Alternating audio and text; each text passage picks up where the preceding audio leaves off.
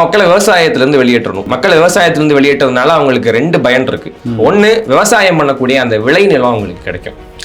அங்க நிலம் இருந்தாதான் அங்க நிலத்தையும் வளத்தையும் மழுங்கடிக்கக்கூடிய பாதிப்படைய செய்யக்கூடிய தொழிற்சாலைகள் அங்க இருக்கு.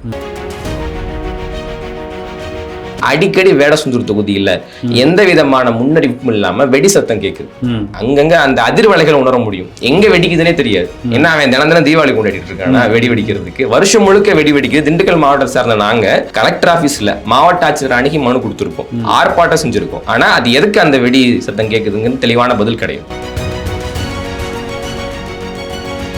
பல தொழிற்சாலைகள் இருந்தாலும் கூட அங்க யாரும் நமக்கு வேலை வாய்ப்பு கிடையாது. ஐயா ஸ்டாலின் அவர்கள் ஆட்சிக்கு வரதுக்கு முன்னாடி சொன்னாங்க 75% நாங்க தமிழர்களுக்கு தான் வேலை கொடுப்போம்னு சொன்னாங்க. ஆனா அந்த பகுதியில வாழக்கூடிய மக்களுக்கு வேலை கிடையாது. இவங்க நாங்க தான் திராவிட மாடல், எங்களை போல வருமா, நாங்கள் மகளிருக்கு இலவசம் கொடுப்போம். சரி, பஸ் வந்தா தானே இலவசம், பேருந்தே வராம என்ன இலவசம், ஆண்களுக்கு இலவசம், பெண்களுக்கு இலவசம். எல்லா பிரச்சனைகளுக்கும் நாம் தமிழ் கட்சி போராடுகின்ற நாம் தமிழ் கட்சியிட்ட நீங்கள் அதிகாரத்தை கொடுத்துட்டா மக்கள் போராட வேண்டிய தேவையே இருக்காது. கட்டுக்கடங்காத கஞ்சா விற்பனை, கட்டுக்கடங்காத போதைப் பொருள் விற்பனை, கனிம வள கொள்ளை தொடர்ந்து அந்த பகுதியில் நடந்துட்டு இருக்கு. 24 மணி நேரமும் போதை, 24 மணி நேரம், 6 மணிக்கு மேல நீங்க எவனையும் தெளிவா பார்க்க முடியாது.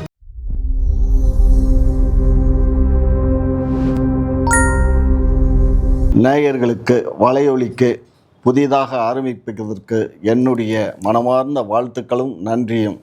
நீங்கள் அனைவரும் அரசியலை பார்க்க, அரசியலை தெரிந்து கொள்ள, அரசியலை படிப்பதற்கு அருண் தமிழை சப்ஸ்கிரைப் செய்து அருண் தமிழை பாருங்கள். புதிதாக ஆரம்பிக்கப் போகின்ற இந்த வலையொலி அருமையான ஒரு நபரால் ஆரம்பிக்கப்படுகிறது. நல்லதொரு அரசியல், தெளிவான அரசியல் உங்களுக்கு புகட்டுவதற்கு என்றென்றும் துணை நிற்கும். அனைவருக்கும் வணக்கம். அருந்தமிழர்களுக்கு வணக்கம். இன்று நாம் சந்திக்க இருக்கும் நாம் தமிழர் கட்சியின் வேட்பாளர், வேடச்சந்தூர் சட்டமன்ற தொகுதியின் வேட்பாளர் ஹுசைன் அவர்களை சந்திக்க இருக்கிறோம். வாருங்கள். வணக்கம் ஹுசைன், எப்படி இருக்கீங்க? நல்லா இருக்கேன். மகிழ்ச்சி, வாழ்த்துக்கள். வேட்பாளராக அறிவிக்கப்பட்டிருக்கீங்க வேடச்சந்தூர். நான் ஒரு காலத்தில் அங்கே பொறுப்பாளராக இருந்திருந்தேன். 24 தேர்தலில் நான் அங்கே பொறுப்பாளர். ரொம்ப நல்ல தொகுதி, சிறப்பாக வேலை செய்யணும். நன்றி. வெற்றி பெற வாழ்த்துக்கள். நன்றி நன்றி. தொகுதி எப்படி இருக்கு? தொகுதியோட நிலவரங்கள் என்ன? தான் இந்த வேடசுந்தூர் தொகுதியை பொறுத்த வரைக்கும் அங்கே ஒரு எழுதப்படாத விதி இருக்குது. அங்கே யார் அந்த தொகுதியை கைப்பற்றுறாங்களோ அந்த கட்சியினர் தான் ஆளுங்கட்சியாகவே வருவாங்க அப்படிங்கிற ஒரு எழுதப்படாத விதி ஒன்று இருக்குது. மாறி மாறி இவங்க ஆட்சியை பிடிச்சிருந்தாலும் கூட அது எப்பயுமே ஆளுங்கட்சி தொகுதி. ஆனால் அந்த ஆளுங்கட்சி தொகுதிக்கு ஏற்றவாறு அங்கே உள்ள கட்டமைப்புகளோ அடிப்படை வசதிகளோ மக்கள் பிரச்சனைகளோ தீர்க்கப்பட்டிருக்கா அப்படின்னு கேட்டால் கேள்விக்குறி தான். எப்பயுமே அது ரொம்ப பிற்போக்குத்தனமான ஒரு தொகுதியை ஒரு 50 ஆண்டுகள் பின்னாடி போய் சென்றா எப்படி இருக்கும்? ஒரு யூபி மாதிரி, ஒரு பீகார் மாதிரி, என்ன சொல்றீங்க? அந்த அளவுக்கு பிற்போக்குத்தனமான, அந்த அளவுக்கு பின்னடைவான வளர்ச்சியையும் அடிப்படை கட்டமைப்பை தான் அங்க வச்சிருக்கிறாங்க. ஏன்னா என் தொகுதியை பொறுத்த வரைக்கும் 54 ஊராட்சிகள் இருக்கு, 5 பேரூராட்சி இருக்கு. ஒட்டுமொத்தமா ஒரு டவுனு, ஒரு நகராட்சி, அந்த மாதிரிலாம் மாநகராட்சி, அந்த மாதிரி எந்த விதமான இதுவும் கிடையாது. முழுக்க முழுக்க கிராமப்புறங்கள் தான். முழுக்க முழுக்க கிராமப்புற நிர்வாகம், அது சார்ந்த விவசாயம், அந்த தொழில்கள், இது இல்லாத தொழிற்சாலைகள் அங்க அதெல்லாம் இருக்கு. என்ன பிரச்சனைனா, திண்டுக்கல் மாவட்டமே ஒரு வறட்சி மாவட்டம் தான். அதுலேயே நமக்கு கேள்வி இருக்கு. திண்டுக்கல் மாவட்டத்திலேயே தொடங்கி திண்டுக்கல் மாவட்டத்திலேயே முடிகிற பல சிற்றாறுகள் இருக்கு. ஆனாலும் திண்டுக்கல் வறட்சி மாவட்டம். அங்க நீர் ஆதாரம் இல்லாம வறட்சி மாவட்டமா இல்லை.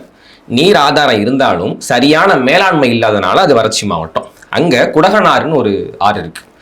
காவிரி நதிநீர் பிரச்சனை பத்தி நம்ம பேசுறோம். இன்னைக்கு தமிழ்நாடும் கர்நாடகாவும் காவிரி நதிநீருடைய அந்த நீர் பங்கீடுல சிக்கல்கள் இருக்கு. பெருமளவில் அது பேசப்படக்கூடிய விஷயம் தான், பேசு பொருளான விஷயம் தான். ஆனா தமிழ்நாட்டுக்குள்ளேயே ஒரே மாவட்டத்தில் இருக்கக்கூடிய 2 தொகுதிகளுக்கு நடுவுல நீர் பங்கீடுல சிக்கல் இருக்கு. குடகனாறு உங்களுதா, குடகனாறு எங்களுதா அப்படிங்கிற மாதிரியான ஒரு நீர் பங்கீடுல சிக்கல்கள் இருக்கு. அங்க ஆள்றதும் திமுக தான். அதான் அமைச்சருடைய தொகுதி, ஐயா ஐ பெரியசாமியுடைய தொகுதி. இங்கே ஆள்றதும் திமுக தான், ஐயா காந்திராஜன் அவர்கள். அவங்க நினைச்சிருந்தா இந்த விஷயத்துல ஒரு சம தீர்வை எட்டியிருக்க முடியும். சுமூகமான தீர்வு. நீர் பங்கீடுகள்ல என்ன சிக்கல் அப்படின்னா, வேறு வேறு இனத்தவர் கிடையாது, வேறு வேறு மாநிலம் கிடையாது. ஒரு நாட்டுக்குள்ள ஒரு மாவட்டத்துக்குள்ள கூடி 2 தொகுதிகள். அவ்வளவு பக்கத்து இருக்கிறவங்க, அங்க இருக்கிறவங்க பொண்ணு கொடுத்து பொண்ணு எடுக்கிறவங்க, ஒரு சாதியை சேர்ந்தவங்க, ஒரு மதத்தை பின்பற்றக்கூடியவங்க, ஒரு இனத்தவர்கள். எந்த விதமான வேறுபாடுன்னு சொல்லி எதையுமே நம்ம பார்க்க முடியாது. ஏன் அப்படி ஒரு பிரச்சனையா இருக்காது? ஏன்னா அது அவங்க அந்த விவசாயிகள் எங்களுக்கானதுன்னு சொல்லி அவங்க அதை கிளைம் பண்றாங்க. இவங்க இது எங்களுக்கு வேணும், எங்களுடைய நீர் ஆதாரம் சொல்லி கிளைம் பண்றாங்க. இது தீர்க்கப்படாத சிக்கல்களாவே இவங்க வச்சிருக்காங்க. அதுல அந்த வனப்பகுதியில அவங்க வந்து ஒரு வாக்கியால கட்டியிருக்கிறாங்க. அது ஒரு இது போயிட்டு இருக்கு. அது என்னன்னா தீர்க்கப்பட வேண்டிய பிரச்சனை தான், தீர்க்கப்படாமல் இருக்கு. எதுக்குன்னா அதை வந்து தொடர்ந்து அதை வறட்சியா வச்சிருக்கணும். அந்த நீர் வந்து அவங்களுக்கு கிடைக்கக்கூடாது, அவ்வளவு எளிதா நீர் கிடைச்சிடக்கூடாதுங்கிற ஒரு வறட்சியா வச்சிருக்கணும். ஏன் வறட்சியா வச்சிருக்காங்கன்னா மக்களை விவசாயத்துல இருந்து வெளியேற்றணும். மக்கள் விவசாயத்திலிருந்து வெளியேற்றதுனால அவங்களுக்கு 2 பயன் இருக்கு. ஒண்ணு, விவசாயம் பண்ணக்கூடிய அந்த விளைநிலம் அவங்களுக்கு கிடைக்கும். அங்க நிலம் இருந்தாதான் அங்க நிலத்தையும் வளத்தையும் மழுங்கடிக்கக்கூடிய பாதிப்படைய செய்யக்கூடிய தொழிற்சாலைகள் அங்க இருக்கு. பஞ்சாலை தொழிற்சாலை இருக்கு, நூற்பாலைகள் இருக்கு, கண்ணாடி தொழிற்சாலை இருக்கு, செட்டிநாடு சிமெண்ட் ஃபேக்டரி இருக்கு. அந்த மாதிரி நிறைய நிலமும் வளமும் சார்ந்த தொழிற்சாலைகள் இன்னைக்கு நாம் தமிழர் கட்சி நாங்க பேசுறோம். அதை முற்றிலும் முழுதும் சேதம் அடைக்கக்கூடிய, முற்றிலும் முழுதும் நிலத்துடைய வளத்தை கெடுக்கக்கூடிய, மண் வளத்தை மட்டுப்படுத்தக்கூடிய தொழிற்சாலைகள் அங்க இயங்குது. அவங்களுக்கு அந்த நிலம் வேணும்.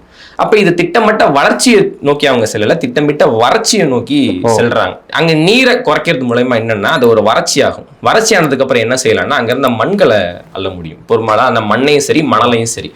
என்னன்னா சிமெண்ட் ஃபேக்டரி அங்க இயங்குதுன்னு சொன்னேன். சிமெண்ட் தயாரிக்கிறதுக்கு ஒரு மூலப்பொருள் இருக்கு, ரா மெட்டீரியல். அது என்னன்னா லைம்ஸ்டோனு, கிளே, சுண்ணாம்பு கல், களிமண். இதுதான் அதோடைய ரா மெட்டீரியல். அது கிடைக்கணும்னா என்ன செய்யணும் அப்படின்னா பெரும் ஆழத்துல உள்ள நிலத்தை தோண்டி 100 அடி 200 அடி 500 அடிக்கு கீழே போய் பெரு வெடிப்பு ஏற்படுத்தணும். அந்த பெரு வெடிப்பு ஏற்படுத்தும் மூலமா அந்த மூலப்பொருட்கள் கிடைக்கும். அடிக்கடி வேடசுந்தூர் தொகுதியில எந்த விதமான முன்னறிவிப்பும் இல்லாம வெடி சத்தம் கேட்குது. அங்கங்க அந்த அதிர்வலைகள் உணர முடியும். எங்க வெடிக்குதுன்னே தெரியாது. என்ன அவன் தினம் தினம் தீபாவளி கொண்டாடிட்டு இருக்கானா வெடி வெடிக்கிறதுக்கு. வருஷம் முழுக்க வெடி வெடிக்குது. திண்டுக்கல் மாவட்டத்தை சார்ந்த நாங்க கலெக்டர் ஆபீஸ்ல மாவட்ட ஆட்சியர் அணுகி மனு கொடுத்துருக்கோம், ஆர்ப்பாட்டம் செஞ்சிருக்கோம். ஆனா அது எதுக்கு அந்த வெடி சத்தம் கேட்குதுங்கன்னு தெளிவான பதில் கிடையாது. இப்ப அது எங்களுக்கு சந்தேகம் வருது, அதுக்கான மூலப்பொருள் எடுக்கிறதுக்கான வேலை தானோ இது அப்படிங்கிற சந்தேகம் வருது. பல தொழிற்சாலைகள் இருந்தாலும் கூட அங்க யாரும் நமக்கு வேலை வாய்ப்பு கிடையாது. ஐயா ஸ்டாலின் அவர்கள் ஆட்சிக்கு வரதுக்கு முன்னாடி சொன்னாங்க 75% நாங்க தமிழர்களுக்கு தான் வேலை கொடுப்போம்னு சொன்னாங்க. ஆனா அந்த பகுதியில வாழக்கூடிய மக்களுக்கு வேலை கிடையாது.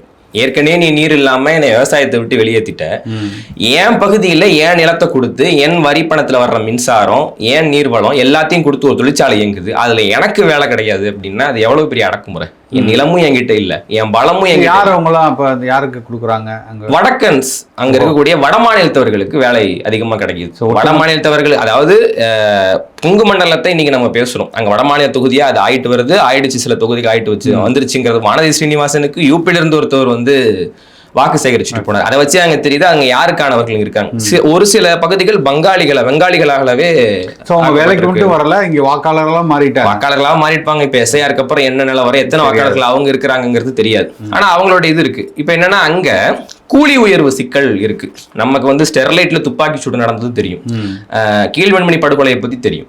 வேடசுந்தூர் தொகுதியிலேயே ஒரு காலத்துல துப்பாக்கி சூடு கூலி உயர்வு கேட்ட தொழிலாளிகளுக்கு எதிராக நடந்திருக்கு, பஞ்சாலை கூலி தொழிலாளிகளுக்கு எதிராக நடந்திருக்கு. அந்த மாதிரியான ஒரு சிக்கல் அங்க இருக்கு. 8 மணி நேரம் 10 மணி நேரம் வேலை செய்யற நம்ம தாய் தகப்பனுக்கு வெறும் 350 ரூபா தான் கூலி.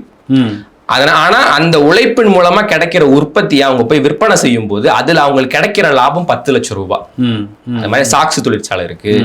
அதை கொண்டு போய் அவன் அந்த 8 மணி நேரம் 10 மணி நேரத்துல கிடைக்கிற ப்ராடக்ட், அந்த பொருளை கொண்டு போய் விற்பனை செய்யறதுல அவங்களுக்கு கிடைக்கிற லாபம் 10 லட்சம்.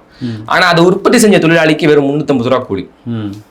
அப்ப எப்படி இங்க போய்கிட்டு இருக்குங்கிறது சிக்கல் இருக்குல்ல. பெரும்பாலான ஊரை வந்து கனெக்ட் பண்றதுக்கு பேருந்து வசதி கிடையாது. அடிப்படை விஷயம் பேருந்து வசதி கிடையாது.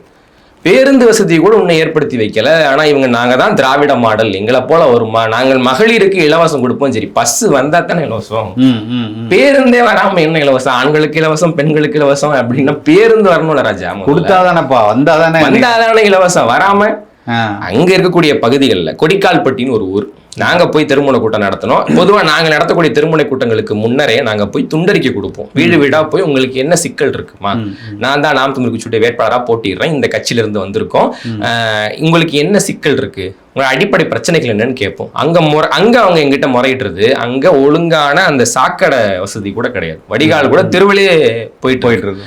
அதனால வர்ற எண்ணற்ற வியாதிகள், நோய் தொற்றுகள், அங்க இருக்கக்கூடிய வயசானவங்கல இருந்து குழந்தைங்க வரைக்கும் எல்லாரும் பாதிக்கப்படுறாங்க. சாலை வசதி கிடையாது. அந்த பக்கமா தான் பள்ளிக்கூடத்துக்கு போயிட்டு வரணும். ஆனா முறையான சாலை வசதி கிடையாது. அதிமுக வந்தாலும் சரி, திமுக வந்தாலும் சரி, நான் முன்னரே சொன்ன மாதிரி எப்பயுமே ஆளுங்கட்சி தொகுதியா இருக்கக்கூடிய கிராமத்துல வர்ற சிக்கல் ஒழுங்கான சாலை வசதி கிடையாது, குடிநீர் வசதி கிடையாது. ஏன்னா தெருவுல தான் சாக்கடை போகுது, அதுலயே குடிநீர் பைப்பும் போகுது. குடிநீரை சாப்பிட்றதுக்கு இவங்களுக்கு குடிக்கிறதுக்கு ஒரு ஒவ்வாம இருக்கு, குடிநீரும் சரிவர வர்றது கிடையாது. இதனால என்னன்னா இப்ப தற்சமயம் வர்ற இந்த காலகட்டத்துல தேர்தலே புறக்கணிச்சிடலான்னு அந்த கிராம மக்கள் முடிவெடுத்திருக்காங்க. நான் போய் பார்த்தேன், அந்த விஷயத்தை போய் பார்த்த ஒரே ஒரு வேட்பாளர் நான் தான். திமுகவும் அதிமுகவும் யாரு வேட்பாளருங்கிறதுலே சண்டை போட்டுட்டு இருக்காங்க. முத அங்க போய் வேட்பாளர்னு நான் நின்று அவங்க என்ன பிரச்சனைகள்னு என்கிட்ட கேட்கும்போது அவங்களுக்கு இவ்வளவு சிக்கல் இருக்கு. அவங்க கேட்கறாங்க, பெரும்பாலும் அங்க வாழக்கூடிய சமூக மக்கள் பிள்ளைமார் சமூக மக்கள் தான், நம்முடைய தமிழ் சாதி இனத்தினர் தான். நான் போய் கேட்கும்போது என்கிட்ட கேட்கறாங்க, நீங்க என்ன ஆளுங்க? என்ன தம்பி நீங்க என்ன, இவரு பிள்ளையா அப்படின்னு கேக்குறேன். நான் சொன்னேன், ஆத்தா நான் நல்ல பிள்ளையா கெட்ட பிள்ளையான்னு பாரு, அந்த மாதிரி பிள்ளையான்னு கேட்காத, நான் ஓம் பிள்ளைதான் அப்படின்னு சொல்லி நான் பேசி அதுக்கான அந்த இதெல்லாம் கூட நாங்க பதிவுகள்லாம் கூட வச்சிருக்கோம். அங்க நாங்க 1 மணி நேரத்துக்கு மேல நானே பேசினேன் அவங்களுடைய சிக்கல்களை பத்தி. பெரும்பாலும் அவங்கள உரையாடி நம்ம இது பண்ணும்போது புரிஞ்சுக்க முடியுது. தேர்தலை புறக்கணிக்கிற அளவுக்கு அங்க இருக்கக்கூடிய ஊர் மக்கள் வந்திருக்கிறாங்கன்னா அவங்களுடைய பொதுமக்கள் எல்லா கட்சியையும் சேர்ந்தவர்கள் தேர்தல் புறக்கணிப்பை இன்னைக்கு முன் வச்சிருக்காங்க.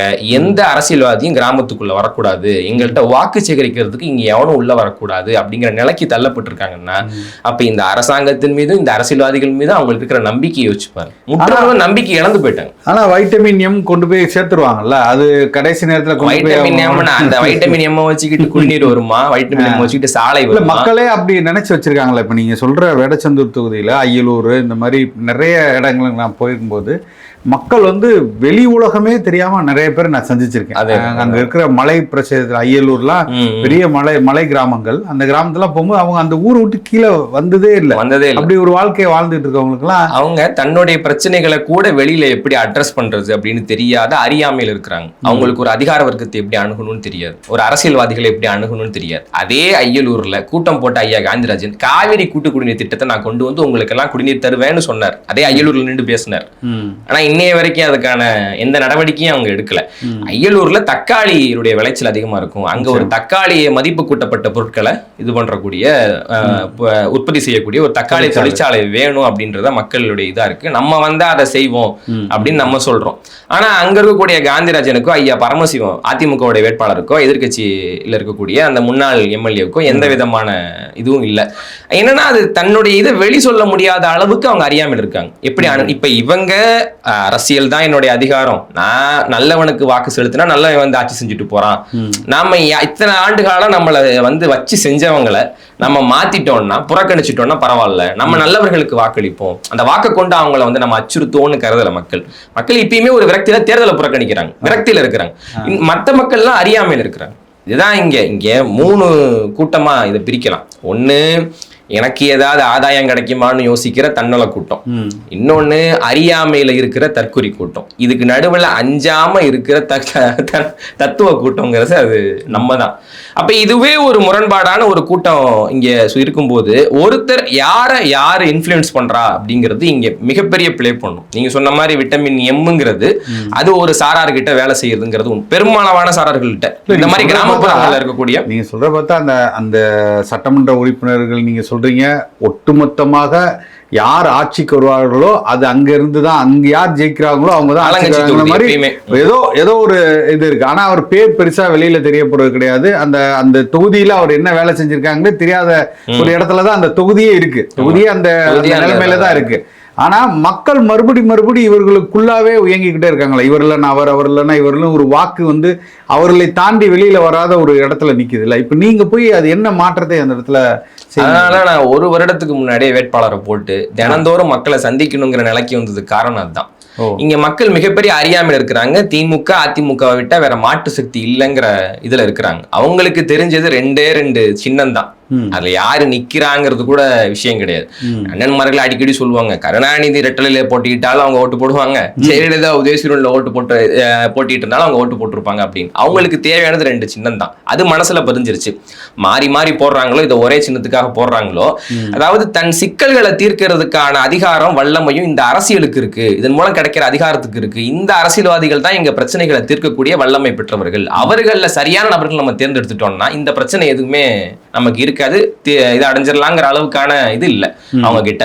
அதான் சொல்ற, விரக்தியில போய் தேர்தல் புறக்கணிப்பை முன்வைக்கிற ஆட்களா தான் அவங்க மாறி இருக்கிறாங்களே தவிர அந்த மக்கள் எந்த அளவுக்கு, அப்ப நான் போய் நேர்ல பார்த்துட்டு வந்தேன், அங்க நம்ம அம்மா வயது பாட்டி வயது இருக்கக்கூடிய 80 வயது ஆத்தா அவங்க வெளியில நடந்து வந்தா முன்னாடி சாக்கடை, நான் எப்படி கீழே வருவேன், இங்க என்ன ஆத்தா இப்படி ஓடுது அப்படின்னு கேட்டா, நானா ஓட சொன்னேன் போடா, இந்த மாதிரி ரொம்ப காலமா பண்ணிக்கிட்டு இருக்காங்க, நான் என்ன செய்யறதுன்னு அவங்க புலம்புறது. நம்ம போய் பேசும்போதே அவங்க செய்யற புலம்புகள் இதுதான். கடைசியில எந்த மனநிலைக்கு போனாங்க, யாரும் உள்ள வரக்கூடாது, ஒரு பெரிய பதாக யாரும் உள்ள வரக்கூடாது அப்படிங்கிற மனநிலைக்கு தள்ளப்பட்டிருக்காங்க. நாங்க போய் ஒரு ஆர்ப்பாட்டமோ இல்ல போராட்டமோ, தொடர்ந்து சட்ட போராட்டங்கள் இல்ல அதிகார வர்க்கத்தை இந்த வேலையை நம்ம செய்ய வைக்கிறதுக்கான அந்த விஷயங்களை செய்யலாம்னு சொல்லி நம்ம தரப்பு மக்கள் வந்து பேசிட்டு இருக்காங்க. இப்ப என்னன்னா, இப்ப இளைஞர்கள் மத்தியில இல்ல என் வயது ஒற்றை இல்ல ஒரு மிட் ஏஜ்ல இருக்கக்கூடியவர்கள் மாற்ற நோக்கி நகர்றாங்கிறது உண்மை. ஏதோ ஒரு மாற்றம் அவங்களுக்கு வேணும். இதே திமுக இதே அதிமுக நம்பிட்டு இருக்க முடியாது. இவ்வளவு பிரச்சனைகள் நடந்து கொண்டிருக்கும் போதுதான் ஐயா காந்திராஜனும் அங்க இருக்கக்கூடிய ஐயா சாமிநாதன் 2 பேரும் திமுக எனக்கு இந்த தொகுதியில போட்டியிட வாய்ப்புன்னு 2 பேத்துக்கு சண்டை முடிவுல என்னாச்சுன்னா, நான் சண்டையில ஜெயிக்கணுங்கிற முனைப்புல ஐயா காந்திராஜன் அவர்கள் உதயநிதி காலிலே விழுந்துட்டார். இவருடைய வயது 74, ஐயா உதயநிதியோட வயது 47. 47 புரட்டி போட்டா 74 வருது. ஆனா அவர் காலிலே விழுந்துட்டார். கடவுளுக்கு நிகரா பார்க்கும்போது, கடவுளுக்கு நிகரா அந்த அளவுக்கு இருக்கக்கூடியவர்கள் இவருக்கு என்ன சமூக நீதி என்ன தயாரா இருக்காங்கல்ல. இவரு சாமிநாதன் யாருன்னா, செந்தில் பாலாஜி அவர்கள் வீட்டுல ரைடு நடந்தப்போ இவர் வீட்டிலே ரைடு நடந்தது. சாமிநாதன் அவர்கள் செந்தில் பாலாஜியோட பினாமிங்கிற மாதிரியான பேச்சு இருக்கு. அந்த பக்கம் அதிமுக டாக்டர் பரமசிவம் இருக்கிறார், அவர் தான் முன்னாள் எம்எல்ஏ. அங்கேயும் அவருக்கு சீட்டாங்கிறதுல கேள்வி இருக்கு. அவருக்குமே அங்க தென்னம்பட்டி பழனிசாமி இன்னொருத்தர் இருக்கார். 2 பேத்துக்கும் சண்டை யாரு இதுன்னு. அப்ப முடிவு செய்யப்பட்ட தேர்தல் களத்துல நிக்கிற ஒரே வேட்பாளர், களத்துல நிக்கிற ஒரே கட்சி நாம் தமிழர் கட்சி தான். நாங்கள் தொடர்ந்து மக்கள் இடத்துல முன்வைக்கிறோம், உங்களுடைய பிரச்சனைகள் இதுன்னா இந்த தீர்வுகளை நோக்கி போவோம். அங்க இப்ப கொசவாம்பட்டின்னு ஒரு ஊர் இருக்கு, சோலார் பிளான்ட் போடுறாங்க. யார் போட்டா? தனியார் கம்பெனி. தனியார் போடுற அந்த கொசவாம்பட்டி சோலார் பிளான்ட்டை அரசே செஞ்சிருந்ததுன்னா அங்க இருக்கக்கூடிய மக்களுக்கு வேலை வாய்ப்பு எளிதாக கிடைச்சிரும். அவங்க அரசு ஊழியர்கள் ஆயிருவாங்க. தொடர்ந்து தீர்ந்து போகின்ற வளங்கள் எல்லாம் அரசு வச்சிருக்கும். நிலக்கரியா அரசு வைக்கும், அணு உலையா அரசு நடத்தும். ஆனா தீராத வளம் காற்றாலை, தீராத வளம் சூரிய சக்தி மின்சாரம், அதெல்லாம் தனியார் கொடுக்கும். இந்த தீர்ந்து போகின்ற வளங்கள் ஒரு நாள் தீர்ந்து போயிடும் போது தீராத வளர்த்து இருக்கிற அவன்கிட்ட தான் என் மின்சாரம் இருக்கும். அப்ப அவன் வேலையை தீர்மானிப்பான். இன்னைக்கு என்ன எப்படி அவன் வேலையை தீர்மானிக்கிறானோ அந்த மாதிரி அன்னைக்கு அவன் வேலையை தீர்மானிப்பான். அப்ப இது அவர் அடிமை நிலைக்கு நம்மளை தள்ளக்கூடிய ஒரு சூழல் அது. இதனால கட்டுக்கடங்காத கஞ்சா விற்பனை, கட்டுக்கடங்காத போதைப் பொருள் விற்பனை, கனிம வள கொள்ளை தொடர்ந்து அந்த பகுதியில் நடந்துட்டு இருக்கு. 24 மணி நேரமும் போதை, 24 மணி நேரம், 6 மணிக்கு மேல நீங்க எவனையும் தெளிவா பார்க்க முடியாது. அந்த அளவுக்கு ஒரு கட்டுக்கடங்காத லைசன்ஸ் தரப்பட்ட டாஸ்மாக்ங்கிறது வேற, அதுவே 24 மணி நேரம் ஓடுது. அது எத்தனை மணிக்கு திறப்பாங்க? 10 மணிக்குள்ள போட்டணும்னு நினைக்கிறேன், அதுதான் அங்க விதி. ஆனா 24 மணி நேரம் ஓடுது. நாங்க நாம் தமிழர் கட்சியினர் பொதுமக்கள் எல்லாம் திரட்டிட்டு அதுல முற்றுகை போராட்டம் நடத்தும் போது நீங்க நடந்த விஷயத்தை சுவாரஸ்யத்தை பாருங்க. வந்த காவல்துறை நீங்க போராடுங்கிறாங்க. ஏன்னா அந்த டாஸ்மாக்கை எடுக்க சொல்லி காவல்துறையே போய் கலெக்டர் ஆபீஸ்ல முறையிட்டு இருக்காங்க. ஏன்னா அது இருக்கிறதுனால அங்க ஒரு சாதிய போக்கு இருக்கு, ஒரு சாதி வரி கலவரம் அதனால வந்திருக்கு, பெரும் குற்றங்கள் நிகழுது. அங்க படிச்சுட்டு வர போற அங்க மாணவிகளுக்கு இவங்களால இடையூறு இருக்கு, இங்க போதையை போட்டு வர்றவங்களால மது பிரியர்களால இவங்களுக்கு இடையூறு இருக்கு. அந்த டாஸ்மாக்கை பொதுமக்கள் வாழ்விடத்துல இருந்து அப்புறப்படுத்துங்கன்னு மக்களாகிய நாங்கள் சொல்லல, நாம் தமிழர் கட்சியினர் நாங்கள் சொல்லல, எங்களுக்கு முன்னாடியே காவல்துறை அந்த கோரிக்கையை வச்சிருக்காங்க. உண்மையிலே எனக்கு ஒரு ஆச்சரியமா இருக்கு. காவல்துறையே அதுக்கு பயப்படுறாங்கன்னா அப்ப எந்த எல்லா இடத்துலயும் பாத்தீங்கன்னா காவல்துறை அங்க மாமூல் சரியா வரல, அதனால இவங்க போராட விடுவோம். எனக்கு மணப்பாறையா இருக்கட்டும், ராலிமலையா இருக்கட்டும், அங்கெல்லாம் அப்படிதான் நடக்கும். அவங்க போராட்ட விடுறதுன்னா என்னன்னா, சரி அதுக்கப்புறம் போய் இவங்க போய் பேசும்போது கமிஷன் நம்மளுக்கு கரெக்டா வரும், நம்ம இது பண்ணுவாங்க. கள்ள மார்க்கெட்ல இந்த மது விற்பனை நடந்துட்டு தான் இருக்கு. அங்க இருந்து யார் கமிஷன் போகணுமோ அதெல்லாம் போய்கிட்டு தான் இருக்கு. 24 மணி நேரமும் அங்க கஞ்சா ஓடும், 24 மணி நேரமும் அங்க சாராயம் ஓடும். பள்ளி குழந்தைகள்கிட்ட எளிமையா இன்னைக்கு போதைப் பொருள் கிடைக்கும். 8வது படிக்கிறவன் 10வது படிக்கிறவன் பள்ளிக்கூடத்துல மேற்கூரை இருக்காது, ஆனா கஞ்சா நல்லா கிடைக்கும். அங்க இருக்கிறவன் தன்னைய ரோலக்ஸா தன்னைய லியோவா உணர்ந்துட்டு இருக்கிறான். அவன் அந்த அளவுக்கு போதைப் பொருள் ஒரு பெரிய ஹப். இன்னைக்கு அரசு பள்ளிக்கூடங்களும் அரசு கல்லூரிகளும் பெரிய திண்டுக்கல் ஐ பெரியசாமி அவரோட தொகுதி தானே, இல்ல ஆத்தூர் ஐ பெரியசாமி ஐயாவுடைய தொகுதி தான். இன்னைக்கு திண்டுக்கல் மாவட்டத்தை ஆளுகிற திமுகவின் குறுநில மன்னராக தன்னை கருதி கொள்கிறவர் ஐயா ஐ பெரியசாமி தான். ஆனா இதை பத்தின எந்த மக்களுடைய இது பிரச்சனையை பத்தி அவங்களுக்கு எந்த விதமான, அங்க மணல் கொள்ளை நடக்குது, டிப்பர் லாரி கணக்கு இல்லாம அள்ளிட்டு போறான். எந்த அளவுக்கு அவன் அள்ளுவான், ஆறு செத்துரும், அதுக்கப்புறம் நீர் இருக்காது, விவசாயம் இருக்காது, எதை பத்தி அவங்களுக்கு அக்கறை கிடையாது. திட்டமிட்ட மணல் கொள்ளை அது நடந்துகிட்டே இருக்கு. குவாரிகள், கல்குவாரிகள் இதெல்லாம் திட்டமிட்டு நடந்துட்டு இருக்கு. அந்த கல்குவாரிகளுடைய அந்த எண்ணிக்கையெல்லாம் நம்ம இன்னைக்கு எண்ணவே முடியாது. வேடசந்தூர் தொகுதியில கல்குவாரிக்குன்னு புகழ்பெற்ற அது அந்த அளவுக்கு அங்க அதிகமான கல்குவாரிகள் இருக்கு, உங்களுக்கு தெரியும்.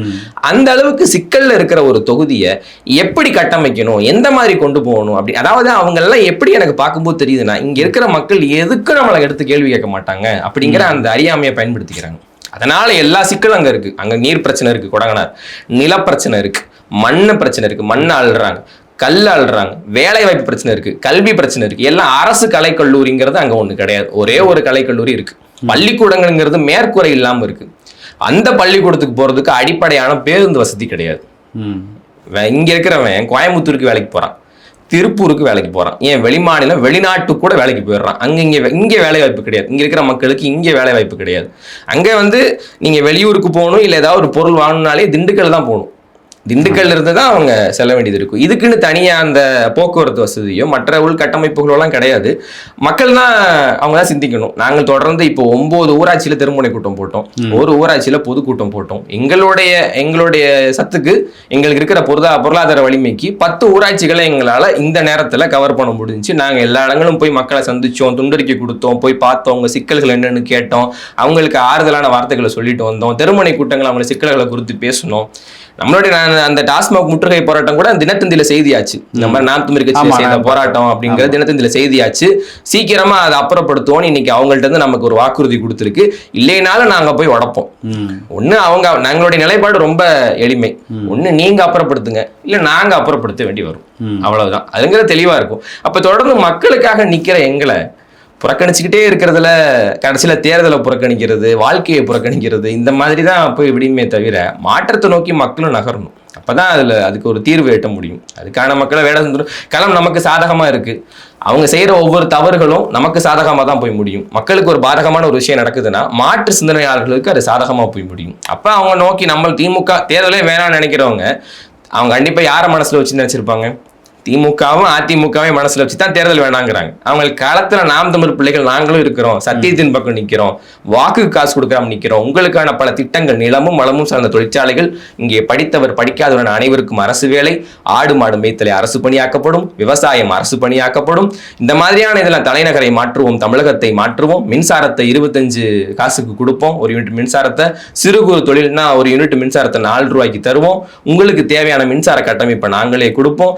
கல்வி, மருத்துவம், குடிநீர், மின்சாரம் இதெல்லாம் கொடுப்பது என்பது அரசின் கடமை. இங்கே கல்வி என்பது மானுட உரிமை, அதை கொடுப்பது என்பது அரசின் கடமை. ஆரம்ப கல்வி முதல் ஆராய்ச்சி கல்வி வரை அரசே அதுக்கு பொறுப்பேற்றுக் கொள்ளும். இங்கே முதலமைச்சருக்கு உடம்பு சரியில்லைனால அரசு மருத்துவமனையில் தான் போய் படுக்கணும்.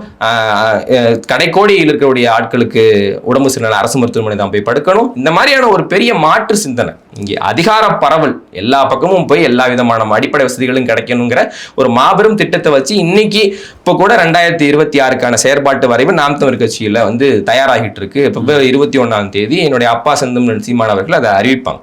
அப்ப காலத்துல நாங்கள் தொடர்ந்து நிக்கிறோம். அங்க பொதுக்கூட்டத்தில் கூட நான் கேட்டேன், அதாவது அமைச்சர் உதயநிதி காலில் விழுந்தார் இல்லையா இவரு காந்திராஜன் அவர்கள், நான் கேட்டேன், சாகர வயதில் அற்ப பதவிக்காக உதயநிதி காலை பிடிச்சு பணிந்தவனுக்கு உங்க ஓட்டா, வாழ்ற வயசில் இந்த அத்தனை அதிகாரங்களை எதிர்த்து தன் உயிரையே விடுவதற்கு துணிந்தவனுக்கு உங்கள் ஓட்டா அப்படின்னு நான் கேட்டது பல இடங்கள்ல யோசிக்கிற மாதிரி தானே இருக்கு. சீமான் மயங்கிறத காட்டிவிட்டான்டா, கேட்டாம்பாரு ஒரு கேள்வி அப்படிங்கிறது அங்க பேசு பொருளா தான் இருக்கு. அப்போ தொடர்ந்து மக்கள் நம்மளை பார்க்க ஆரம்பிச்சுட்டாங்க. முதல்ல இப்படி பார்த்தவங்க இப்பரா வேட்பாளர், இந்த பயலா வேட்பாளர் அப்படின்னு நினைச்சவங்க இது ஒரு வேட்பாளர் போட்டிருக்காங்க. நம்ம இவங்களை சுற்றி மக்கள் நம்ம நோக்கி நகர ஆரம்பிச்சிருக்காங்க. இப்போ நம்ம களம் நமக்கு சாதகமா இருக்கு. அதில் நிச்சயமா நம்ம அதிகாரத்தை நோக்கி நகர்றதுக்கான அத்தனை வாய்ப்புகளும் வேடசந்தூர் தொகுதியோட இருக்கு. அது நிச்சயமா இருக்கு. அவங்க ஒரு போட்டுட்டு இருக்க அந்த பதவி சண்டைக்கு மத்தியில மக்களுக்கான உதவி சண்டையை போடுறது நம்ம தான். இதற்கு தேவையான போராட்டங்கள், இதற்கு தேவையான ஆர்ப்பாட்டங்கள், இனி வீடு வீடா போய் மரக்கன்று கொடுத்து வாக்கு சேகரிப்போம், மக்கள் நம்ம தயாரிச்சு வச்சிருக்கிற அந்த செயற்பாட்டு வரைவு மக்களோட போய் சேர்க்கறதுக்கு நம்ம முயற்சி பண்ணுவோம். இப்ப தொடர்ந்து மக்களை நம்ம இது பண்ணிடலாம். மக்கள் அப்படித்தான் இருப்பாங்க. ஆனா இந்த மக்கள் மகத்தானவர்கள்ங்கிறதுல எந்த இதுவும் கிடையாது. ஏன்னா இங்கே ஆதாயம் அடைபவர்கள், இந்த திமுக அதிமுகவால் ஆதாயம் அடைபவர்கள் ரொம்ப சொற்ப நபர்கள் தான், ரொம்ப சொற்ப நபர்கள். பாதிப்படைவர்கள் தான் நிறைய பேர். அவங்க நீங்க சொன்ன மாதிரி அந்த விட்டமின் எம் காசு கொடுக்குறாங்கிறதுனால 350 ரூபா 8 மணி நேரம் நான் 10 மணி நேரம் வேலை செஞ்சாலும் எனக்கு கிடைக்கிற கூலி 350 ரூபா. ஒரே நாள்ல எனக்கு 5 ஓட்டு இருக்கு, 10 ஓட்டு இருக்கு, 5000 10,000 ஒருத்தன் கொடுக்குறான்றப்போ அது பெரிய காசா தான் தெரியும். இதுதான் இது ஒரு திட்டமிட்ட ஒரு வறுமையை நோக்கிய நகர்த்தி மக்கள். நீங்க இந்த விஷயம் சொல்லும் போது மக்கள் நல்லவர்கள் அப்படின்னு சொன்னீங்களா, இந்த எரியோடு, இந்த குஜிலியம்பாறை, இந்த பகுதிகளுக்கெல்லாம் நாம் இந்த பாராளுமன்ற தேர்தலப்போ வாக்குகள் கேட்டு போகும்போது ஐயா மருத்துவர் கருப்பையா அவர்களுக்காக கேட்கும்போது அவர்கள் வேற ஒரு உலகத்தில் இருக்கிற மாதிரியே நம்மளுக்கு தோணும். நாம் ஏதோ வேற்றுக்கிரகத்துலேருந்து வந்தவர் போலயே அவர்கள் அவங்களுக்கு தெரிஞ்சது எல்லாமே ஒரு 4 தெரு, இந்த வாழ்க்கை முறை இதுக்குள்ளதான் இருப்பாங்க. அது தேர்தல் அப்படின்னா நீங்க சொன்ன மாதிரி ஒரு கட்சி, அங்க இருக்கக்கூடிய கட்டமைப்பு, அந்த கட்டமைப்புல வலுவா இருக்காங்க. இதை தாண்டி நீங்க சொன்னதை தாண்டி கட்டமைப்புல ஒரு வலுவா இருக்காங்க. அப்ப என்ன பண்ணுவாங்க அப்படின்னா, அந்த பகுதியில் உள்ள ஒரு உள்ளாட்சி அமைப்புல அங்க இருக்கிற ஒரு பிரதிநிதியா இருக்கட்டும், அவர் தான் இவங்களுக்கு எல்லாமே. அவங்களுக்கு சட்டமன்ற உறுப்பினர் யாருன்னே தெரியாது, அவர்களுக்கு தெரிந்த எல்லாமே சட்டமன்ற உறுப்பினர், கலெக்டர், எஸ்பி எல்லாமே அந்த பகுதியில் இருக்கிற வார்டு மெம்பர், ஒரு கவுன்சிலரோ தான் எல்லாமே அவங்களுக்கு. ஐயான்னா அவங்க தான். அப்ப இப்படி ஒரு அமைப்பை அந்த பகுதியில வலுவா உருவாக்கி வச்சிருக்காங்க. இந்த 2 திராவிட கட்சிகளும் உருவாக்கி வச்சிருக்காங்க. அதுல பணம் ஒரு பிரதானமாக அந்த வேலையை செய்யுது. அதை நாம் கண்கூட பார்த்திருக்கோம். அதை உடைத்து ஒரு மாற்று சிந்தனையை, அரசியலை முன்வைக்கக்கூடிய இடத்துல நாம் தமிழர் கட்சி தொடர்ந்து போராடி கொண்டே இருக்கு. இந்த தேர்தல்ல அது எந்த அளவுக்கு சாத்தியமாகும் நீங்க நினைக்கிறீங்க? இல்ல, அதான் நம்ம ஒரு வடிவத்தை கையாளுறோம். என்னன்னா, உங்களுக்கு என்ன பிரச்சனைன்னு முதல்ல வீட்டில் போய் கேட்குறோம். அவங்க எனக்கான பிரச்சனை இதுன்னு சொல்றாங்க. சொல்லும்போது இதற்கான தீர்வு இதுதான் அப்படின்னு நம்ம சொல்றோம். அந்த தீர்வை நோக்கி மக்களை இந்த போராட்டத்தை நம்ம செய்யணும், இல்லை இந்த ஆர்ப்பாட்டத்தை செய்யணும், அதிகாரத்தில் இந்த வர்க்கத்தை நம்ம அணுகணும் அப்படிங்கிற நம்ம ஒரு கைடன்ஸ், அறிவுறுத்தலையும் வழிகாட்டுதலையும் நம்ம கொடுக்குறோம். அந்த பிரச்சனைகளை எடுத்துட்டு போய் ஊர் ஊரா பேசுறோம். இப்போ எரியோடு டாஸ்மாக் பிரச்சனையே நான் பேசாத இடமே இல்லை, எல்லா ஊர்லேயும் போய் பேசியிருக்கேன். அதே எரியோடுல குப்பமேடு இருக்கு, 4 ஏக்கர் 5 ஏக்கர் ஆக்கிரமிப்பு வச்சு பெரிய குப்பமேடு. அதனால வர்ற நோய் தொற்றுக்கள், அதனால வர்ற பாதிப்புங்கிறது இங்க ஏராளம். ஆனா அந்த பகுதியில மாதிரி பெரிய சாலைகள் எல்லாமே போட்டு இருக்கும், பெரிய பெரிய ராட்சச வாகனங்கள் போய் கொண்டு. அது செட்டிநாடு சிமெண்ட் ஃபேக்டரிக்காக வேண்டி, பஞ்சாலை தொழிற்சாலைகளுக்காக வேண்டி, அவங்களுடைய உற்பத்தி பொருளை வெளியில கடத்திட்டு போறதுக்காக வேண்டி போடப்பட்ட சாலைகளை தவிர மக்களுக்கு உள்ள இருக்கக்கூடிய ஊராட்சிகள்ல உள்ள இந்த இன்டீரியரா இருக்கக்கூடிய வில்லேஜஸ்ல சாலைகள்ங்கிறது, பேருந்து வசதிகள்ங்கிறது கிடையாது. இப்ப அங்க மாரம்பாடின்னு ஒரு பகுதி இருக்கு, குடிநீர் தொட்டி கீழே விழுந்துருச்சு. 50,000 லிட்டரு தண்ணீரை சேமிப்புக்கூடிய குடிநீர் தொட்டி. அதை சாஞ்சு தண்ணி உள்ள வீட்டுக்குள்ள வரும்போது நாங்க அந்த காலத்துல வந்த 70களே 90களே வந்த வெள்ளம் நினைச்சோம் அப்படின்னு சொல்றாங்க. அந்த அளவுக்கு தண்ணி வருது. நைட்டு நடந்ததுனால, இரவு நடந்ததுனால உயிர் சேதம் இல்லை. ஆனா கண்டிப்பா காலை நேரத்துல இது விழுந்திருந்ததுன்னு சொன்னா கண்டிப்பா உயிர் சேதம் ஏற்படும். இந்த மக்கள் காந்திராஜன் அவர்கள் அந்த ஊருக்கு வந்திருந்தப்ப போய் கோரிக்கை வச்சிருக்காங்க. அங்க தூணு சேதம் அடைஞ்சிருச்சு, வெளியில அந்த இரும்பு முதற்கொண்டு தெரியுது, கம்பி முதற்கொண்டு தெரியுது. அப்ப அதை சீக்கிரம் விழுந்துரும், நீங்க இதை மாத்திருங்கன்னு பல முறை கோரிக்கை வச்சிருக்கிறாங்க. ஆனா அது நடக்கல. எவ்வளவு திமிரோடைய உச்சம் இந்த திமுகவுக்கு, விழுந்ததுக்கு அப்புறமும் கூட யாரும் பார்க்கல. இப்ப அங்க வர்ற ஐயா அதிமுகவினுடைய முன்னாள் எம்எல்ஏ ஐயா பரமசிவம் அவர்கள், அதுக்கு முன்னாடி நான் தான் போய் பார்த்தேன். அவர் கூட பார்க்கல. எதிர்கட்சி எம்எல்ஏவா இருப்பார், ஆளுங்கட்சியுடைய தவறு. சரி, எதிர்கட்சி எம்எல்ஏவாவது பார்ப்பாருன்னு பார்த்தா அவர் வரல. அவருக்கு முன்னாடியும் போய் நான் தான் பார்த்தேன். நான் போய் மக்கள் இடத்துல நிக்கிறேன். நின்று, தம்பி நீங்க யாரு அப்படின்னு கேட்டா, நான் தான் நாம் தமிழர் கட்சி வந்திருக்கோம், நாங்க தான் வேட்பாளர், என்ன பிரச்சனை அப்படின்னு கேட்டா, நாங்க கேட்டதுதான் தாமதம், அவ்வளவு சிக்கல்கள் அவங்க சொல்றாங்க. இவ்வளவு குடிநீர் தொட்டி பக்கத்துல கட்டியாச்சு, ஆனா அது இன்னும் நீரை பூர்த்தி செய்யல. அந்த இப்ப இது கீழே விழுந்துருச்சுல, மாற்று ஏற்பாடு கூட அவங்களுக்கு கிடையாது. தண்ணி இப்ப விழுந்துருச்சு, உயிர்ச்சேதம் ஏற்படல, சரி இதை நீங்க அப்புறப்படுத்திருங்க. மாற்று ஏற்பாடுக்கு ஒரு குடிநீர் வசதி கூட கிடையாது. இப்போ நம்ம தான் போய் ஆறுதலாக நிற்கிறோம், பக்கத்தில் போய் நாங்கள் இதை வந்து வலியுறுத்துகிறோம், நிச்சயமாக இது நம்ம செய்ய வைக்கலாம், உங்களுக்கு இந்த குடிநீர் தொட்டிங்கிறது மிக முக்கியமான விஷயம் அப்படின்னு சொல்லி நம்ம அதிகார வர்க்கத்தை நோக்கி நகர்றோம். அப்போ அதுக்கு மாற்று ஏற்பாடுங்கிறது நடத்துகிறாங்க. இப்போ இந்த எரியூர் டாஸ்மாகி சீக்கிரம் அகற்றன்னு சொல்லியிருக்காங்க. இந்த குப்பை மேடு பிரச்சனைகளை கையில் எடுத்திருக்கோம். மக்கள் பிரச்சனைகளை நோக்கி இருக்கும் பொழுது நம்ம அந்த பிரச்சனையை கையில் எடுத்து நாங்கள் தான் அதற்கு தீர்வு. அப்போ என் மக்கள் தான் யோசிக்கணும். எல்லா பிரச்சனைக்கும் போராடுறவங்க கிட்டே நாட்டை கொடுத்துட்டா நீங்க போராட வேண்டிய தேவையே இருக்காது அப்படிங்கிறத மக்கள் தான் உணரணும். இங்க ஒரு வீட்டுல ஒரு பிரச்சனை, அதுக்கு உதவியா வந்து நிக்கிறவனே காலம் முழுக்க நம்ம ஆட்கள் மறக்க மாட்டாங்க. வீட்டுல ஒரு பிரச்சனை, அப்போ ஊர்ல ஒரு பிரச்சனை, நாட்டுல ஒரு பிரச்சனை, இந்த பிள்ளைங்க தான் வந்தாங்க அப்படிங்கிறப்ப என் மக்கள் அவ்வளவு இதானவங்க இல்லை, அவங்க மறக்க மாட்டாங்க. அப்ப கண்டிப்பா இவர்களுக்கு தான் ஜெயிக்கிறானோ தோக்குறானோ அவங்களுக்கு தான் என் ஓட்டு அப்படின்னு பெருமளவுல மாற்றம் நிகழ்ந்துகிறத நமக்கு சாதகமாயிட்டு வர்றதை நம்ம பார்க்க தான் முடியுது. ஆமா. ஆனா நீ சொன்ன மாதிரி பணம், அந்த சாதி, சொன்ன மாதிரி வார்டு மெம்பர் தான் ஒரு பெரிய ஆட்களாக கருதுற போக்குங்கிறது இருக்கதான் செய்யுது. கொஞ்சம் கொஞ்சமா அந்த மனநிலைங்கிறது மாறும் அல்லது மாற்ற வைக்கணும். நான் சொன்ன மாதிரி அது ஒரு சாரார்னா மாற்றத்தை நோக்கி நகர்றதும் ஒரு சாரார் இருக்கதான் செய்யறாங்க. ஏன்னா இங்க அவர்கள் பிரச்சனையை அனுபவிக்கிறவங்க, அவங்களுக்கான ஒழுங்கான கல்வி கிடைக்கல, ஏன்னா வேலை வாய்ப்பு என் உள்ளூர்லயே கிடைக்கல, என் பிரச்சனைகளுக்கு நான் யார் இடத்துலயும் போய் தீர்வு கேட்க முடியல. இங்க சுத்தி எல்லாம் அங்க இருக்கக்கூடிய பெண்கள், இங்க சுத்தி இத்தனை கஞ்சா விற்பனை, போதைப் பொருள் விற்பனை நடக்குது, தடுக்கிறதுக்கான யாரும் இல்லை, யாரு போய் எதிர்த்து கேட்க முடியும்? நான் போராடுறதுக்கு, டாஸ்மாக் முற்றுகை போராட்டத்துக்கு என் கூட ஒரு அம்மா வராங்க, அவர் புருஷனும் உள்ள உட்காந்து குடிச்சிட்டு இருக்காரு. என் கூட ஒரு அக்கா வராங்க, அவரு புருஷனும் உட்காந்து, மாமனாரும் மருமகனும் ஒரே பார்ல உட்காந்து சரக்கடிச்சிட்டு இருக்காங்கிறத நகைச்சுவைக்கு சொல்லுவோம், உண்மையிலேயே நடக்குது. அப்ப அங்க பெண்கள் மிகப்பெரிய பாதிப்புக்குள்ளாகிறாங்க, ஒரு அரசுக்கு எதிரான போக்குல தான் இருக்கிறாங்க. நீங்க சொன்னீங்களா அதே வார்டு மெம்பரை நம்ம உருவாகிற காலமும் வரும். உள்ளாட்சியில நம்மளுடைய பிரதிநிதிகள் வருவதற்கான சாத்தியக்கூறுகள், குறிப்பா எரியோடுல எங்களோட நிக்கிற எங்களுடைய மாநில ஒருங்கிணைப்பாளர் அண்ணன் கருப்புசாமி அவர்கள் கண்டிப்பா எரியோடு பேரூராட்சியை அவர் தன்னுடைய அதிகாரத்துல வந்து கைப்பற்றி அவர் அதிகாரத்தை கைப்பற்றி வருங்கிற நம்பிக்கை எங்களுக்கு இருக்கு. அதுக்கு நாங்கள் வேலை செய்வோம், அதெல்லாம் நடந்துரும்.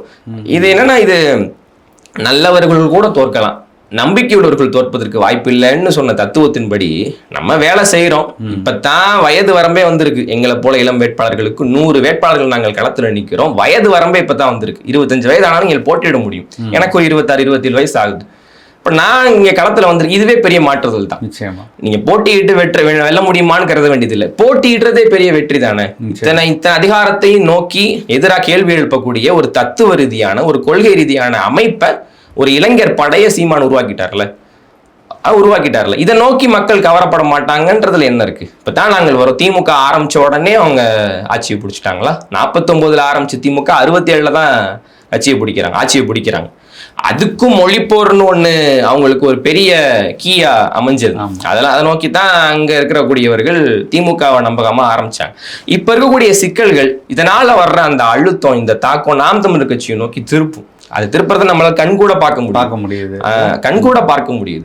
இதே மாதிரி இதே போக்கில் இருக்க மாட்டாங்க. சாதிய மதத்தை எல்லாத்தையும் கடந்து நமக்கு தேவை என்ன மாதிரியான நிர்வாகம், எப்படிப்பட்ட சட்டமன்ற உறுப்பினர், எப்படிப்பட்ட தொகுதியா இது கட்டமைக்கணுங்கிற இதுல மக்கள் நிச்சயமா வருவாங்க.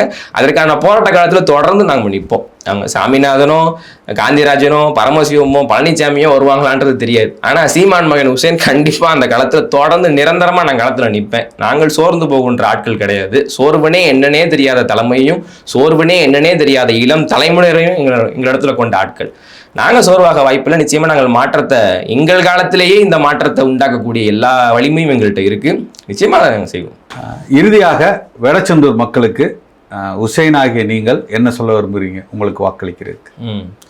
தினம் நம்மளை நோக்கி எத்தனையோ பிரச்சனைகள் இருக்கு. அந்த பிரச்சனைகளுக்கு காரணமா யார் இருக்காங்களோ அவங்கள நோக்கியே நம்ம நகர்றது, அவங்களுக்கே வாக்கு செலுத்தி வலிமை சேர்க்கிறதுங்கிறது எந்த காலத்திலையும் சரியா வராது. அப்ப அந்த பிரச்சனைகளை கையில் எடுக்கிற, அதை நோக்கி அந்த தீர்வை கையில் எடுக்கிற எங்களை மாதிரி பிள்ளைகளுக்கு நீங்கள் வாக்களிக்கும் போது உங்களுக்கான பிரச்சனைகள் எல்லாம் சரி செய்யப்படும். நான் முன்னரே சொன்ன மாதிரி எல்லா பிரச்சனைகளுக்கும் நாம் தமிழர் கட்சி போராடுகின்ற நாம் தமிழர் கட்சியிட்ட நீங்கள் அதிகாரத்தை கொடுத்துட்டா மக்கள் போராட வேண்டிய தேவையே இருக்காது. இங்கே குடகனாறு மீட்கப்படும். நாங்கள் நாம் தமிழர் கட்சி வென்றாங்கன்னு சொன்னா ஆத்தூர்லயும் நாம் தமிழர் கட்சி எம்எல்ஏ, வேடசுந்தூர்லயும் நாம் தமிழர் கட்சி எம்எல்ஏங்கிறப்ப, இப்ப திமுக எம்எல்ஏ, வேடசுந்தூர்ல திமுக தான் எம்எல்ஏங்கிறப்ப அந்த பிரச்சனை தீர்க்கப்படலை. ஆனால் உறுதியா நான் ஜெயிச்சு சட்டமன்ற உறுப்பினராக வரும்போது குடகனாறு இங்கே மீட்கப்படும். இங்க எந்தெந்த தொழிற்சாலைகள்லாம் அங்க நிலத்தை கையகப்படுத்தி விளைநிலத்தை அழிச்சு வச்சிருக்காங்களோ அங்க இருக்கக்கூடிய தொழிற்சாலைகள்ட்ட இருந்து அந்த நிலம் பறிமுதல் செய்யப்படும். அதை மறுபடியும் வேளாண் விளைநிலமாக மாற்றுவதற்கான முயற்சியை நாங்க செய்வோம். அங்கங்க வாழ்விடங்கள்லயே அவர்களுக்கான வேலை வாய்ப்பை நம்ம கொடுப்போம். பெருமளவுல ஆடு மாடு மேய்த்தல் அரசு பணியாக்குறது, விவசாயத்தை அரசு பணியாக்குறது, இந்த மாதிரியான வேலைகளை செய்வோம். அய்யலூர்ல தக்காளி விளைச்சல் அதிகமா இருக்குங்கிறாங்க. அப்ப அங்க தக்காளியை சார்ந்த தொழிற்சாலைகள், மதிப்பு கூட்டப்பட்ட ஜாம், ஊறுகாய், இது மாதிரியான தொழிற்சாலைகளை அங்க உருவாக்குவோம். கொசவம்பட்டியில சோலார் பிளான்ட் போட்டுக்கிறாங்க. அதை அரசு கையில் எடுக்கும். அந்த அரசு கையில் எடுத்து அங்க இருக்கக்கூடிய பெண்களுக்கு அங்க இருக்கக்கூடிய இதுக்கு நாம கொடுப்போம். ஆண்களுக்கும் பெண்களுக்கும் இலவசம்னு சொல்லிட்டு பேருந்து வசதியை ஏற்படுத்தாத பல கிராமங்கள் இருக்கு. நாங்கள் வந்தா பேருந்து வசதி ஏற்படுத்துவதுடன் பள்ளி குழந்தைகளுக்கு இலவச பேருந்து விடுவோம். எப்படி தனியார் பள்ளிக்கூடங்கள்ல ஸ்கூல் பஸ்ன்னு ஒன்று இருக்கோ அந்த மாதிரி அரசு பள்ளிக்கூடங்கள்லயும் ஸ்கூல் பஸ்ன்னு இருக்கும், பள்ளி பேருந்துகள். ஏன்னா அங்க பள்ளிக்கூடங்களுக்கு போறதுக்கு பெரிய சிக்கல் இருக்கு. கொடிக்கால்பட்டி கிராம மக்களுக்கு தெரியும், அங்க இருக்கக்கூடிய சாலை பிரச்சனையே அவங்களுக்கு நீண்டாண்டுகால பிரச்சனையா இருக்கு. அந்த பக்கம் தான் பள்ளிக்கூடம் போயிட்டு வரணும். அப்ப அவங்க தேர்தல் புறக்கணிப்பை நீங்க முன்வைக்க வேண்டியதில்லை. தேர்தல் புறக்கணிப்பை முன்வைக்கிறதை காட்டிலும் நாம் தமிழர் கட்சி வேட்பாளர் எனக்கு வாக்களித்தீங்கன்னா உங்களுடைய பிரச்சனைகள் தீர்க்கப்படும். அவங்களுடைய சாலை வசதி, பேருந்து வசதி எல்லாத்தையும் நாங்கள் ஏற்படுத்துவோம். இது இல்லாம எரியோடு இந்த மாதிரியான பகுதிகளில் இருக்கக்கூடிய மதுக்கடைகள் இதை நிரந்தரமா இழுத்து நாங்கள் வந்தால் டாஸ்மாக் இழுத்து மூடுவோம். அதுல எந்த சிக்கலும் கிடையாது. போதைக்கு எப்பயுமே எதிரானவர்கள் தான் நாம் தமிழர் கட்சி, இளம் தலைமுறை பிள்ளைகள். நாங்கள் சொல்றோம், இந்த போதை கட்டுக்கடுங்காத இந்த கஞ்சா விற்பனை, தொகுதி எங்கும் நடக்கிற இந்த கஞ்சா விற்பனையை நான் தடுத்து நிறுத்தி அதை முறைகேடாக விற்பனை செய்யக்கூடிய அந்த அயோக்கியர்களுக்கு உரிய தண்டனை வாங்கி கொடுப்போம். இங்கே பல வழக்குகள் நிலுவையில் இருக்குது. வேடசந்தூர் தொகுதி பல பேருக்கு பட்டா வழங்கப்படாம கிடக்குது. அப்ப அவர்களுக்கு உரிய பட்டா வழங்கப்படுகிறதும் அவங்களுக்கு தேவையான நீதியையும் நாங்கள் பெற்று தருவோம். அங்க அவர்களுக்கு தேவையான வேலை வாய்ப்பை உள்ளூர்லேயே உருவாக்குறதுக்கான நோக்கி நாங்கள் நகருவோம். எல்லாருமே வேலை வாய்ப்பு அவங்களுக்கு பெரிய சிக்கலா இருக்கா, நீங்க உள்ளூர் தான். தற்சார்பு பொருளாதாரம் நம்ம கையில் எடுக்கிறது. விளைவிச்ச பொருள் 50 கிலோமீட்டர் தாண்டி பயணப்படக்கூடாதுங்கிறது தற்சார்பு பொருளாதாரம். எளிமையா சொல்ற மாதிரி புரியணும்னா, அப்ப தனக்கான வாழ்வு, தனக்கான வேலை வாய்ப்பு, தனக்கான சம்பளங்கிறது அந்த 50 கிலோமீட்டருக்கு உள்ளதான் இருக்கணும்.